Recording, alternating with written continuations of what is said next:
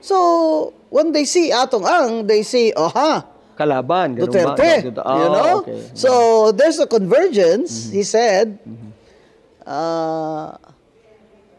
between EJK and the missing Sabongeros in Taal Lake. I mean, you know, it's kind of far-fetched, but gusto niya i-drawing eh. Gusto niya talagang i-drawing. So, you know, I'm still waiting for his affidavit, this alias Dondon. But So, hindi pa there's kompleto no talaga affidavit. Wala pa, up to now.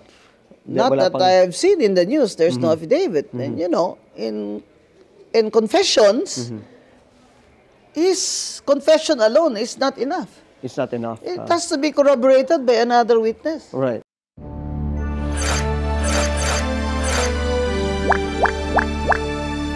Attorney Rowena Guanzon, hindi raw po maintindihan bakit na-converge ni Justice Secretary Boying Remulla yung missing Sabongero dito po sa EJK. Pero bago po ang lahat, gusto ko muna po kayong batiin. Nandito po tayo ulit sa Boy Opinion TV. Lahat po ng inyong opinion at komento ay welcome po sa ating YouTube channel. Magandang araw Pilipinas at sa lahat ng Pilipino saan man sulok ng mundo. Marami pong salamat sa ating mga manonood, sa ating mga subscriber. At kung kayo po ay hindi pa nagsusubscribe, please po pakisubscribe naman. Salamat po. Kagaya nga po ng aking nasabi, hindi raw po maintindihan ni Attorney Rowena Guanzon kung bakit po na-converge ni Justice Secretary Boying Remulla yung kaso po ng missing Sabongero dito po sa EJK o sa Drug on Wars. Si Attorney Rowena Guanzon po ay naging guest ni Mr. Jojo Alihar at ito po yung kanyang mga naging pahayag. Panoorin po natin. Ang politika all the way with Jojo A. Now we've had very, very good feedback with our program because you know, it's very refreshing daw and thank you very much for saying so, no, and all the magagandang things that you say about the program. But most importantly is because we have very good guests and it can't get better than the one we have today. Now, iniisip ko to how actually to introduce her. Sabi ko, I want to meet her first para I would feel how to properly do it, no? Kasi I've seen everything and everyone introduce her according to her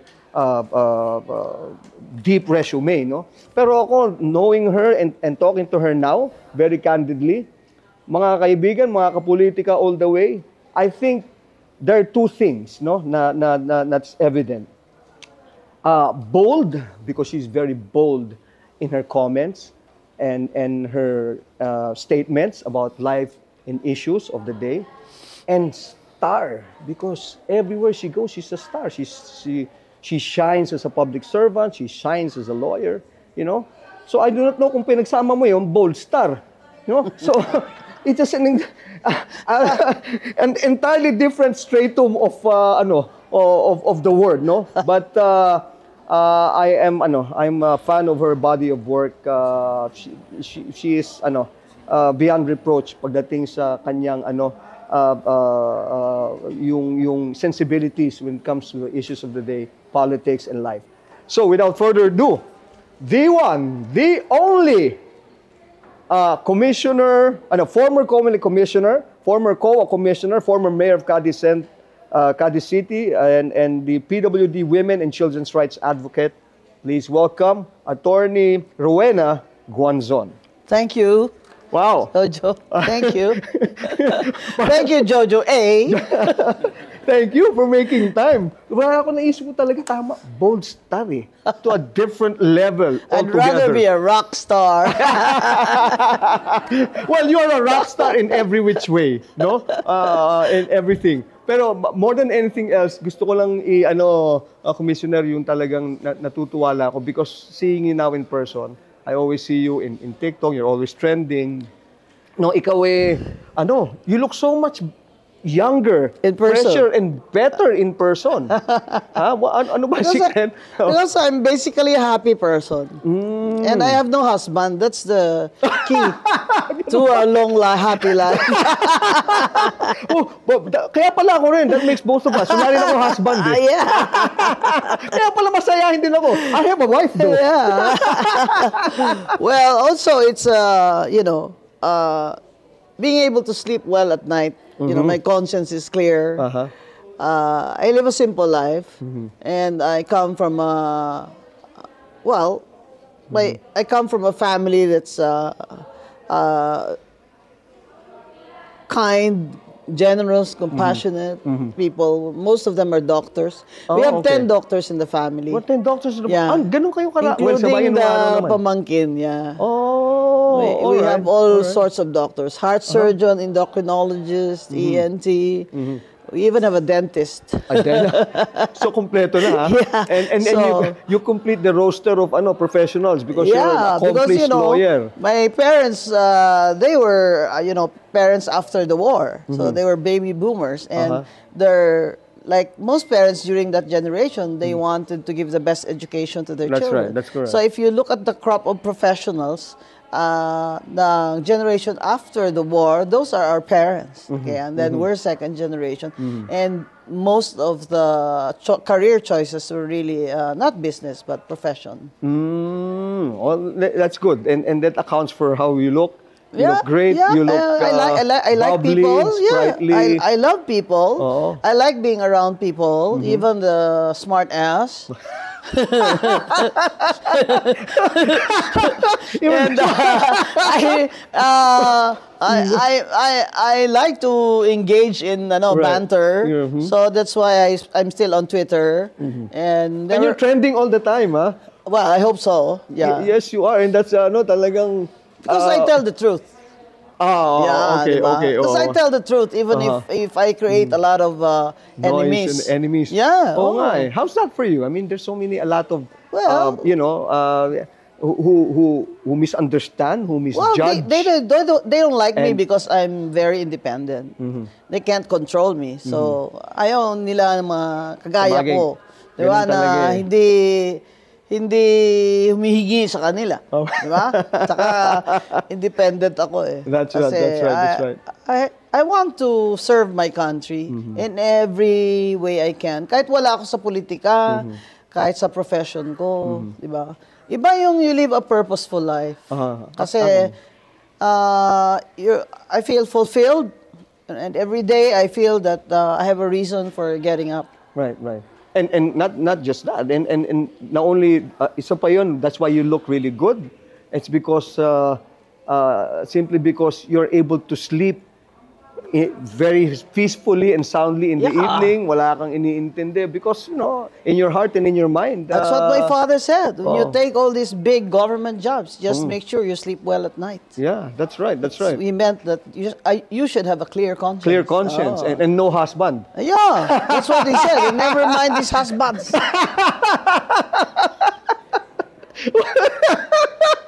Anyway, so ito naman ang akin agad.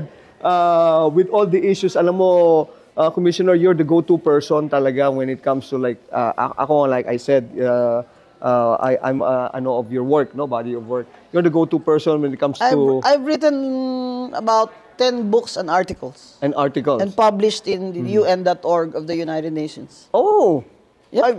I have books in the library system of Stanford and Harvard. wow, galing ah. Galing ah. Siyempre. Oy, believe naman talaga. UP ako eh. Yeah. UP, talaga UP. It makes the whole Philippines happy for having such an accomplished. I did not even expect it, but I just kept on writing and writing. I wrote law books, Law books. gender When you equality. say law books, of course, this is about international law. Well, also I wrote textbooks, the local Textbook also. government Local code government for code, UP, the Philippine auditing code, auditing code of the Philippines. It's in Rex Bookstore. I think so far that is the only case book in auditing code in Talaga, the ha? Philippines. Yeah, Oo. and of course the Anti-Violence Against Women Act, Anti-Sexual Harassment Act, also in the UP Law Center. and engendering the Philippine judiciary. So what's really important is that, writers and scholars and practitioners should write books for the next generation of lawyers. Well, And hopefully the even if- judges are also yeah. reading our books. Oh, that's good. That's good. So what do you say about the ever-changing times, the times of this, a sign of the times that, of Trump? course, well, of course, I thought you mean Trump. no, I mean, di ba kasi, it's like, I think, please do correct me if I'm wrong, no? We talk about the law, because I'm a frustrated lawyer, commissioner, Well, attorney, good no? for you. Yeah. So, it can never be an exact science because the times of the signs of the times are ever changing. So if you talk about laws, what laws then can be, borrowing the words now, can be tweaked a little bit so that it can adapt to the signs Yes, of the but times. the quality do you of the agree with laws that? also depend the quality of the congressmen and congresswomen. All right. If you have a very poor quality of Congress of legislators, you'll get poor quality laws. Unfortunately, majority of our Filipinos vote according to popularity and not according to competence or Yeah, track that's record. that's true. no? That's true. That's So, true. I agree. and vote buying is really it wrecks our democracy. This vote buying, but so- that it's been institutionalized by many congressmen. Well, in fact, you coming from the being a COMELEC commissioner before, I think one of our our COMELEC commissioner now is in hot water, and there are several cases filed, with him or against Chairman him. Garcia. Yeah, Chairman Garcia. So do you have any take on this? What's happening to him? I don't really know what cases they filed, but I know that there's Attorney Respicio and another former candidate, and they allege that Chair George Garcia, Might have? he made parinig that they should give 300 million. But I haven't read the complaint. Right. Well, anyway, there's that's still another topic for us to delve on, no? There's one thing talaga, Commissioner, that I want to know your thoughts on. This double A atong ang thing and dismissing Sabongeros and this EJK thing now, the whole shebang of the DOJ getting into it. What's your thought on this? I think this alias Dondon is a stooge. This is Totoy, no? Tama ba yan? I think he's a stooge. He's a stooge. Oh, kasi parang somebody's pulling his strings. I just watch the news, okay? Personally, I'm not siding with anyone. It's just as a lawyer, I look at his story, and it's first he says, well, remember that this guy was arrested for kidnapping Okay. of people 4 years ago, and he's out on bail now, right? Okay. So Yes, now yes, he's out on bail, and apparently the same evidence will be used to pinpoint him as one of those responsible for the murder of these missing Sabongeros. All right? So his story is that he's not the mastermind. His story is that Charlie Atong Ang is the mastermind. And therefore, under the law, he should be absuelto because he is not the most guilty. Hindi siya so hindi siya Mr. Ang is the most guilty. All right? So, at the same time, he is saying that he came out because Atong Ang wants to kill him and his entire family. So I saw him crying, no? And every time he opens his mouth, he is less credible because every day, or almost, he's implicating somebody else. That's right. First, Gretchen Barreto, who is an investor in this Lucky Yes, Lucky Eight Star something, yes, game, That's you know, online sabong. And then a general, which later he had to... Yes, he recanted. He took it back, He took it because back, the general got oh. mad. And then a counselor called Alvin, who said that he did not really say that that Atong Ang had him ambushed. And then now, recently, I think yesterday, he said that Attorney Carol Cruz, who is director of the Pitmaster Foundation, is also one of the conspirators. Okay, so you have someone who is saying all of these people, 34 of them, were murdered on the orders of Atong Ang, and all of these people that he mentioned have conspired. And when he was asked, how do you know that they conspired? She said that because there was a meeting and they were all present, Gretchen, engineer so-and-so, and etc. Yes. Group. Oh. And then Atong Ang said that those who are in favor of having these Chope Sabongeros killed, raise your hands. And he said that Gretchen raised her hand, you know. I mean, Gretchen, with that face, can get away with murder, right? But, I mean, is she gonna raise her hand to have somebody murdered? Parang ano, no? Oh, that's it's incredible that when you want someone killed, you're gonna have a meeting. It's too Hollywoodish. No? When I want somebody killed, why will I call a meeting? Politica all the way. Politica all the way.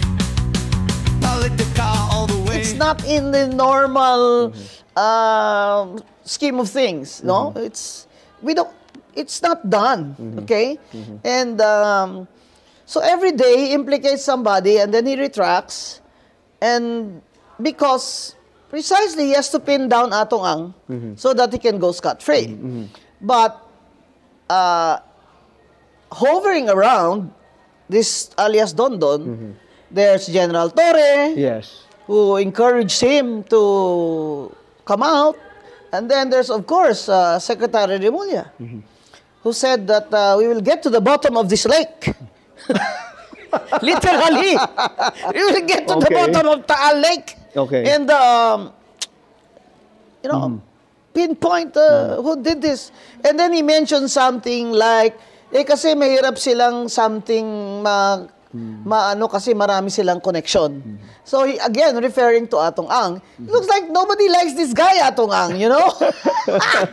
they don't like this guy. But you know, ladies and gentlemen, in justice and law and justice, wag naman yung because you don't like the guy, he's guilty. Yes. Diba? Yes. I mean, it should be based on evidence. All lawyers know that. Right. In fact, meron ako na-encounter naman dyan na, you know, it's all over the thread naman, Commissioner, di ba? Na basing it also, premising on what you said, na parang nagkakaroon tuloy ng dikitan na from out of nowhere, nagkakaroon ng dikitan to the EJ case and ano. Convergence. That's the word of Secretary Remulla. Yes. There's a convergence. The convergence of the EJ case and so ultimately, on the whole, hovering, borrowing your words, hovering will now come the political na gulo, na banggaan between the government and the Dutertes, di ba? So, well, apparently, there's... And Atong Ang... If you say Charlie, convergence, right. Nadadamay. Siya na ang parang nagkakaroon because Atong Ang was a Duterte guy, right? He started this online gambling during the President Duterte's term, right? Yes. So, he was So, when they see Atong Ang, they say, kalaban. Duterte, you know? Okay. So, there's a convergence, he said, between EJK and the missing Sabongeros in Taal Lake. I mean, you know, it's kind of far-fetched, but gusto niya i-drawing eh. Gusto niya talagang i-drawing. So, you know, I'm still waiting for his affidavit, this alias Dondon. But so, hindi pa there's no affidavit. Wala pa, up to now. Not that I have seen in the news, there's no affidavit. And you know, in confessions, his confession alone is not enough. It's not enough. It has to be corroborated by another witness. Right. How about the ano? But he doesn't say that in that meeting he was there. Hindi niya sinabi. I don't think so. Sabi niya he's just privy. Privy lang siya dun sa meeting na yon. I don't know because that meeting is a meeting by investors. Oh. That's the A investors, right? Yeah, Alpha. Yeah. Oh, the And Alpha. I suppose that is a very elite group of rich people. So is it safe to say that's all politics? It all na talagang ano ba to? The deeper workings of this is all politics. I think the politics came at the end. At the end. I saw an opportunity that this alias Don Don is crying, and well, he lost in the last elections, and Atong Yes, Ang said right. that he donated 12 million to him. He was fine before he lost the elections. Apparently. After he lost the elections, he's now pinning it on Atong Ang. And then I saw Attorney Lorna Kapunan saying that it was recorded. Yeah. What alias Don Don didn't know was that call of his friend was recorded, that his friend was suggesting to Atong Ang, why don't you just give Don Don 300 million so he will just bring his family out of the country. So that was Attorney Kapunan said, well, that's extortion. Oh. And we have the tape of that. Si Attorney Attorney Kapunan, I don't know if didn't she, ang sabi is, or chismis lang that she na raw? She withdrew. She withdrew Yes. as the counsel for Yes. Atong Ang. Is that's correct? Yeah. Is that true? I don't think it's because it's a weak case. I think that lawyers like Lorna Kapunan, I think mainly, of course, it has to come from her. She's one of the prosecutors in the impeachment case versus VP Sara. Okay. So maybe she thinks that it's not good to be politicized. Right. Para hindi siya mabahiran ng politika. She doesn't want to get into the middle of this. Kasi there's already a political side to it. That's right. Diba? That's right. Although it does not disqualify her from being prosecutor, she is bound by her code of ethics. So, parang yan, Commissioner, hindi siya itong case na to, if you look at it from the point of POV nung kay Don Don alias Totoy, so it's not a strong case against Atong Ang. Well, if it were a strong case, how come up to now he has no affidavit? Because he's still drawing it. Ganun pa. Okay. Drawing pa niya. Or his lawyers, or his handlers. Okay? Kasi, But where does the of the DOJ of Secretary Remulla come into play? Paano they have to wait for Don Don's affidavit, and they must make sure there are corroborating witnesses, right? But that's kind of hard to do, because that's an elite group, the alpha investors. You have to have a cock farm. You must be breeding fighting cocks to be able to invest as alpha, so that you can enter your fighting cocks there in the sabong or the derby. Not anyone who can afford the shares can enter. You have to have a cock. You have to be a breeder, and so that's an elite group, no? And it's hard to imagine that elite group will have a meeting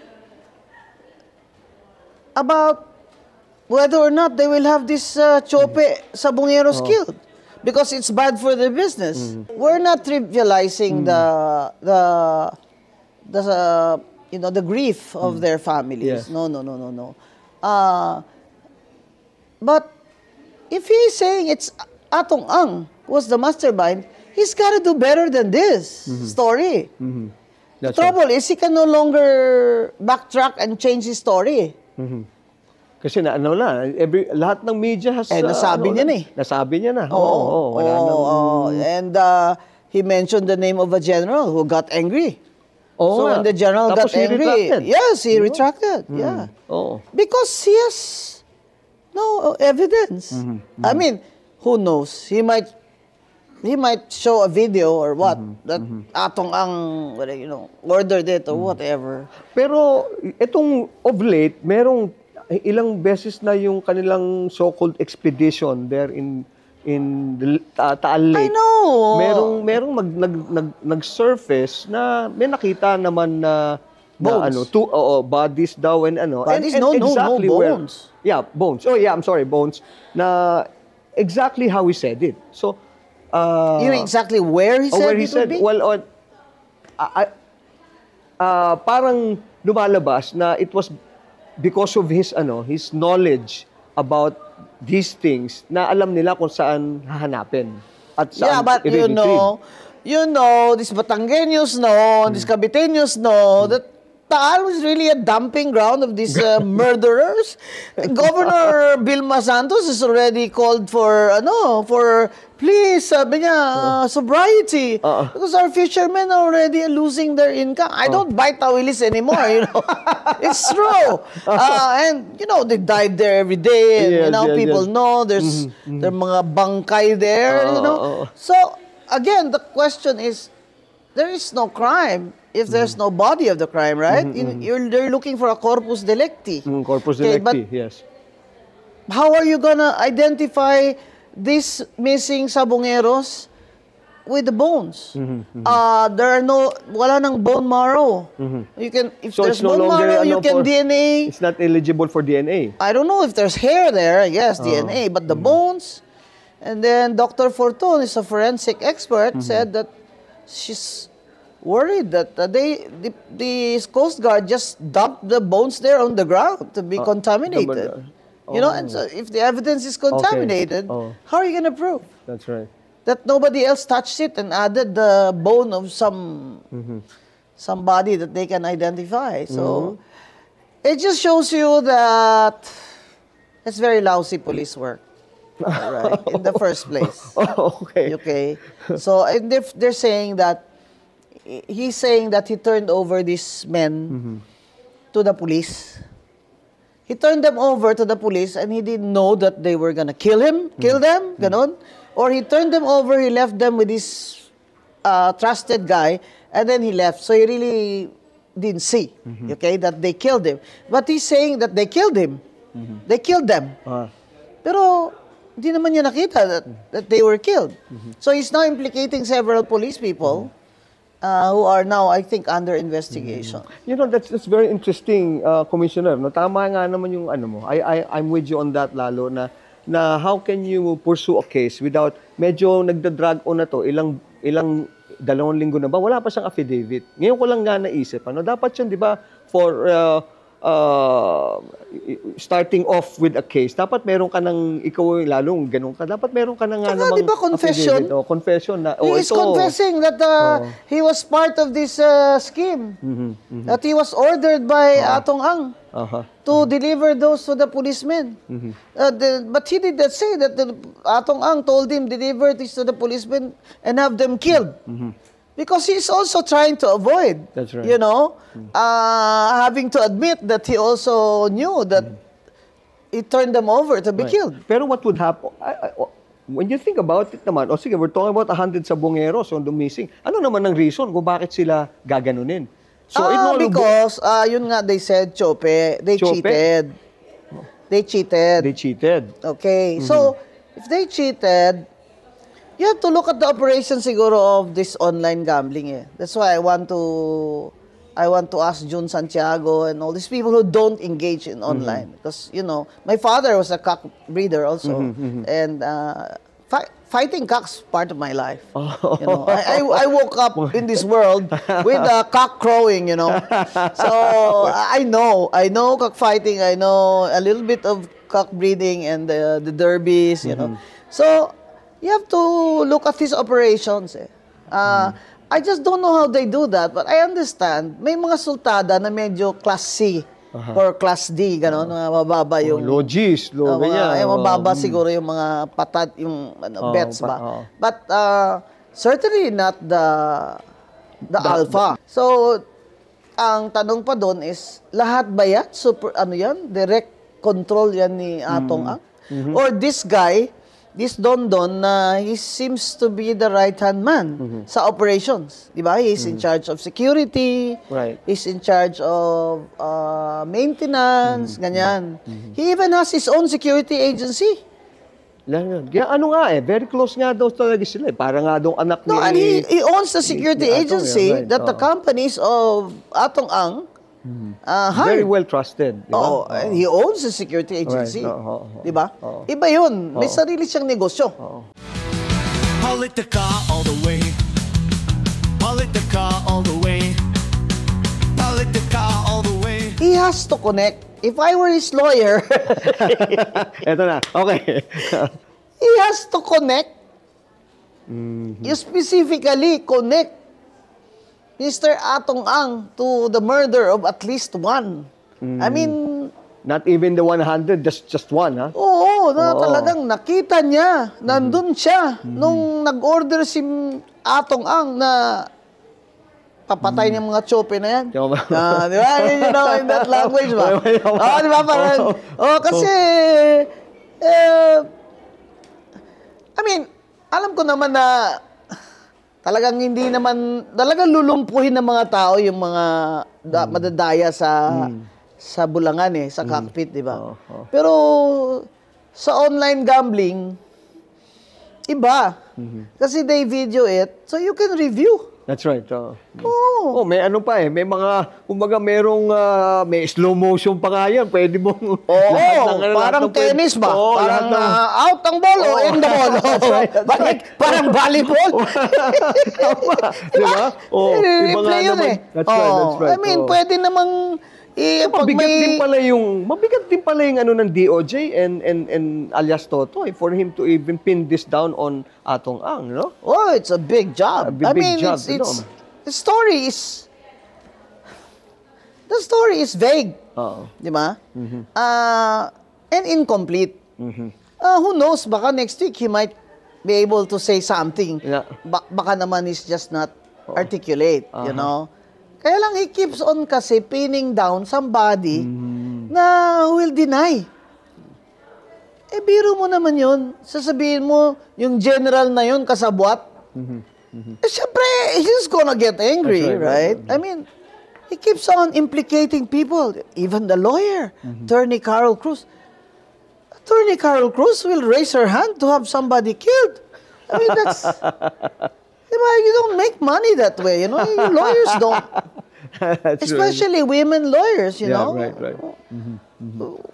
It's really, it's safe to say talaga it's na, sinasabi mo kanina. Credible. Right, it's incredible. And then, lang tayo, wait and see lang tayo with what's going to be happening. Kasi everything... Yes, but in the meantime, people are being, it's cooking in their heads. Atong Ang is a bad guy, you know? He's capable. You're not asking, what's this guy's evidence? What are the facts? But they just keep it, Atong Ang, he's not a nice guy. He keeps on changing girlfriends, you know? Well, hindi lang it's not just into cocks, no, into also the chicks. Well, he said, I saw the TV, he said, I'm just a lover boy. Sabi, I'm not a murderer. Lover boy. I'm just a lover boy. Kasi, you have so many beautiful girlfriends, di ba? Bakit nga ngayon? Pati raw we were talking about it. Kaya inggit sila kaya Secretary Panelo, we were talking about it. Sabi ko, kaya siguro naging unlucky naman si Presidente Duterte kasi 13 lang ang girls niya. That's a very unlucky number. Unlucky tuloy na problema niya.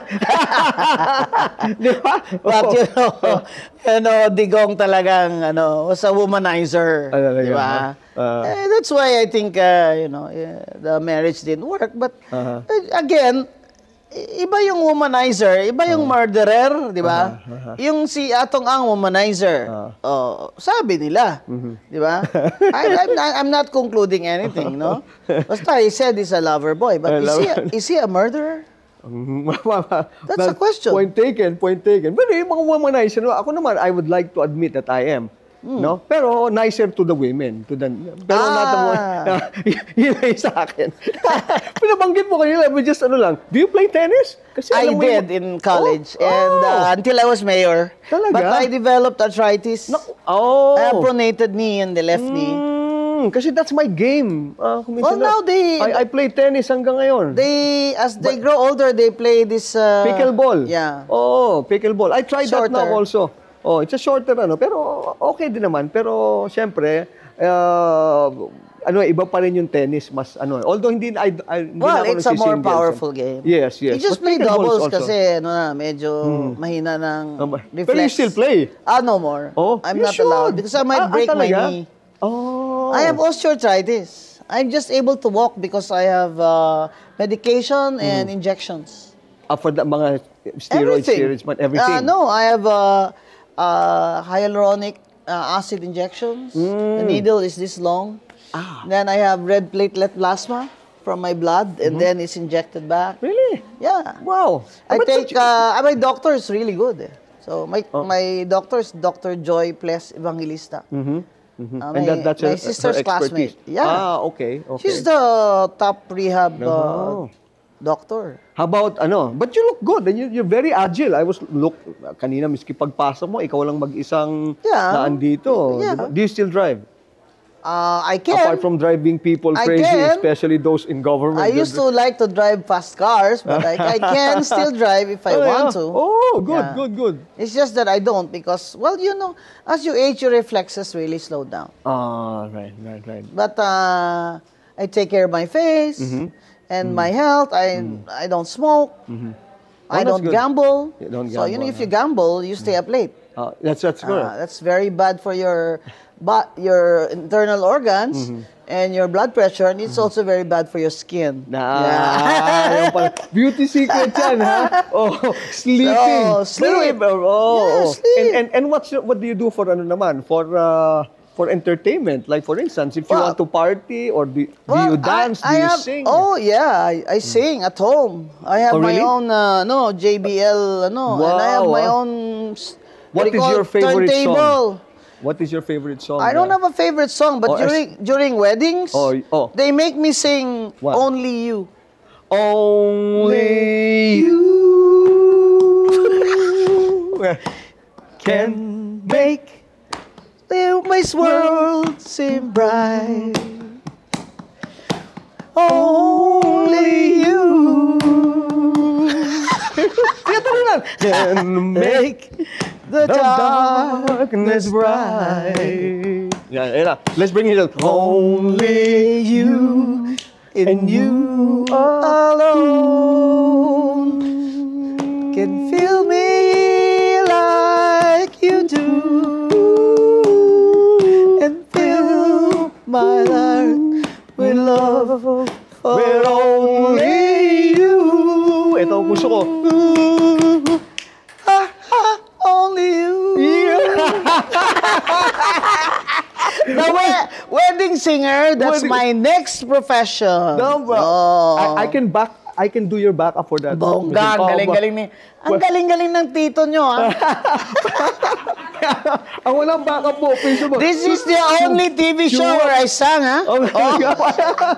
And you should do more of that. I think only when I'm invited to weddings, and they make, asar. Oh.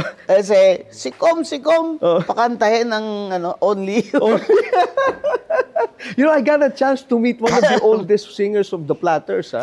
Oh. Kaya sabi niya, would you sing? Would you like to sing Only You with me? Would I? Yeah. Kaso wala pa kumisero ng time na yun ng mga video.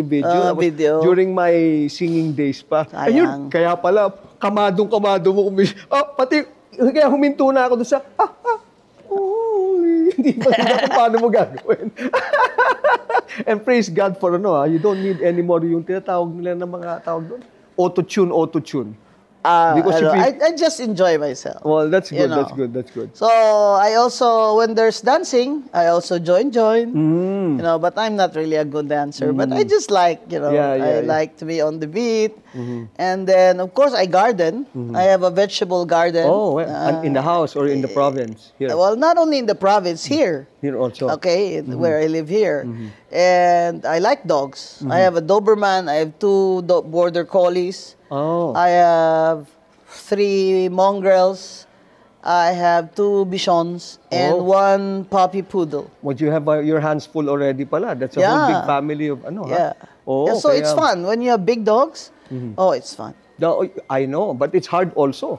Well, you need, kasi somebody- we have one only, but it's so hard to ano. Yeah, because they have to walk every day, Yes, the big oh. dogs. Well, there's a helper who walks them every day, the big ones. And then, of course, they're like people, you know.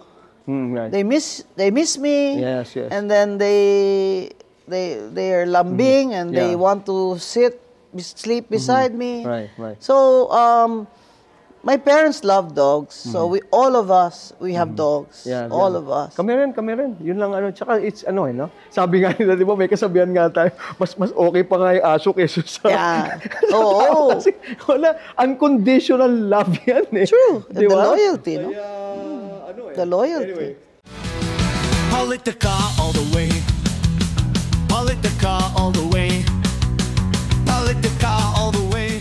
I have here some, ang dami actually, no?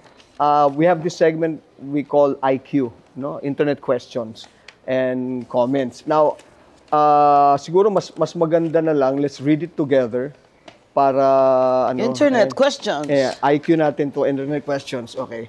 This one is from J.S. Uy. Yan. Rowena. Wow. What values or ethical beliefs have led you to your current political beliefs? Oh, excellence and integrity Excellence and integrity. and love of country. Because my parents were, they were heroes during the war. My father was a guerrilla. Anak ko ng sundalo. Oh, no? okay. He was captured, bayoneted, incarcerated, beaten up, and he escaped. And he went to college in Silliman after the war with my mother, and he graduated the first summa cum laude of Silliman. In 1950, he was given, one of the veterans given the U.S. Congressional Gold Medal by the U.S. Congress. Yeah. Talaga you're in the lineage of heroes, so, yeah, because that's why our parents really taught us. And my mother was a daughter of a mayor during the war who refused to surrender to the Japanese Imperial Well, Army. the apple does not fall far from the tree. That's Yeah, what you and are. then the water cannot rise higher than the source. Well said, Your Honor. Okay, let's go now to David D'Angelo. Ayan. Bakit po kayo naging DDS? Hindi po ako DDS. Kakamping po ako, di ba? I'm really left of center. So yung mga DDS, they're originally pro-Duterte. Alright? And then they represent Duterte's principles, right? So, hindi po ako DDS. Kaya lang, love ako ng mga DDS, di ba? It doesn't make me DDS kung if they like me, di ba? And they vote for me or they comment ganyan. Kasi ako, I'm really left of center. Ever since high school, di ba? I was in UP. Barkada ko yun si Lisa Masa ng Gabriela, okay, di ba? yeah. My political, ideological beliefs are different. No? I'm atin ang West Philippine Sea, di ba? I stand for that UN arbitral ruling, di ba? I do not like the incursion of China, di ba? And well, Digong represents a friendly stance to China, di ba? And so that's what the DDS represent. But to my pleasant surprise, I've been to Cebu and Davao. Yung mga DDS are very, welcome nila ang mga taong hindi DDS. Okay. So, para sa kanila, so they're balanced, more balanced there. Yeah, because I also deal with professionals. Yeah. I don't really talk to, di ba, Hindi, it's okay. But, I don't really go out and, in a foreign country, like Davao. I don't really go out there. And I get to meet people in groups and they're mostly professionals. So, mali po yung tingin nyo na DDS ako kasi hindi ko binabanatan si Sara Duterte. Pero, Yan, you okay. have to appreciate that I'm really consistent. Anti-Marcos po talaga ako. Since I was 13 years old, pangalawang Marcos na po ako eh. Wag naman po sana pangatlo. 67 na ako eh. Never again. Di ba? Okay. Ilang water cannon ang tumama sa akin dyan sa kay Ferdinand Marcos na regime, ha? When I was campaigning against Marcos for Lenny, sinabi ko, pag nanalo si Marcos, hindi na yan naalis. It's going to be a dynasty all over again. Right? So, I'm consistent, anti-Marcos. And so the DDS, they like that. That's right? But this... I think for everyone, consistency and everything is but this very mga important. makikitid na mga tao kasi, you know, they have small minds eh. You know, hanggang dun lang sila eh. Black or white. Alam nyo, ay, hindi kayo mananalo pag ganyan lagi iniisip nyo. And you know that ako ay basta anti-Marcos ako kasi nakita ko na, lalo na ngayon after 3 years, na wala talagang magandang patutunguhan. Our country is not getting, you know, progressing. It's getting worse under Bongbong Marcos. Ito, I have to cut. Ang dami kasi, no? But ito na lang, just one lang. But no? that's a good question, ha? Yeah, right. So I can explain. Okay. Ito, galing from Francis Pope or Pope, no? May plano po ba kayong tumakbong senador? Ayun na lang. No, I have no plans of running for senator now. Kasi, iisipin mo, pag may plano ako, all my efforts and all my behavior will be towards that goal. And you know, I like to be free. Right. I'm very independent. You know, You are your own woman. Yeah, and I made my own woman. Yes, you know? That's true. Kasi parents ko were very keen on independence, financial, career, etc. So, I'm very secure and I'm very independent. So, wala po akong planong tumakbong senador. Kasi gusto ko po independent talaga ako. Ngayon, tingnan nyo yung mga may plano dyan, di gigewang-gewang sila. Diba? True. Ako sabihin nyo, impeachment, bakit ako ayaw ko na impeach? Sinabi ko na sa inyo from the start. Nauna na ako dyan sa iba. That this impeachment is not a good thing for the country. Plus, the grounds for impeachment, for me, they're not sufficient to impeach the vice president. And all the problems of the country, uunahin nyo talaga yan. Talunin nyo na lang yan sa eleksyon. Total, 3 years na lang naman. Pinakulong nyo na naman si Digong. Di ba? Ako, nakulong na rin lang si Digong. Di ba? Yan ang wish ng marami. Di banatan na natin ngayon si Marcos Romualdez. Wow, this has been, kinulang na naman tayo sa oras. Nako, dapat yata 3 oras tayo no? Another time. Another time, we will have you. And with that, many thanks, Commissioner and Attorney. Katamang-tama yan. Only you. Thank you. Only Jojo you A. can make this country bright again. Thank Maraming you. salamat po. Thank you. Attorney Commissioner Rowena Gonzon here on the Politica All the Way. Maraming salamat po and mabuhay po kayo. Mabuhay. Thank you po. Kayo din po. Salamat po. Yan po yung naging pahayag ni Atty. Rowena Gonzon. Ito po sa panayam ni Mr. Jojo Aleja. Siya daw po ay isang hindi DDS. Siya lang daw po ay isang abogado at magbibigay lang po siya ng kanyang opinyon at reaksyon dito po sa nangyayari sa ating administrasyon o sa bagay-bagay na regarding po sa gobyerno. Kayo po mga ka-opinyon, ano po ang masasabi nyo sa mga naging payag ni Atty. Rowena Gonzon? Kaya comment nga po sa baba.